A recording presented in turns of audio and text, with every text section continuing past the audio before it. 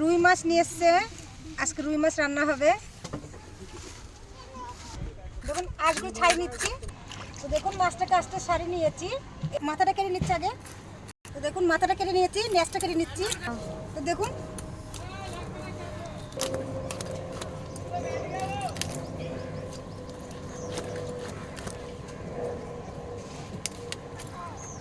তো দেখুন ডিম হয়েছে মাছটার। পেটিটাকে দুভাগ করে নিচ্ছি। দেখুন পিস পিস করে নিচ্ছি, পেটিগুলো তো কাটা হয়ে গেছে। দেখুন মাছের পিসগুলো হয়ে গেছে, আর মাথাটা কেটে নেবো, আলাদা করে নেবো। তো দেখুন এই কানকুগুলো ফেলে দিচ্ছি। তেলটা খুব সুন্দর, তো মাছের তেলটা আমি নেবো, তেল বেগুন করবো। দাদা ভাইরা এই যে এই কালো কালো নাড়িগুলো আছে, আমি ফেলে দিয়েছি সব কটা। এবারে মাছের তেলটা এসে গেছে, তেলটা নিচ্ছি আমি। তো দেখুন একবার ধুয়ে নিয়েছি, 2-3 বার ধুয়ে নেবো আর লবণ দিয়ে। তো দেখুন এতগুলো লবণ দিয়ে দিতে হবে ওপর থেকে। একটু লবণ দিয়ে ভালো করে কচলে নিয়েছি, এবার জল দিয়ে ধুয়ে নিচ্ছি, পরিষ্কার জল দিয়ে ধুয়ে নেবো একবার।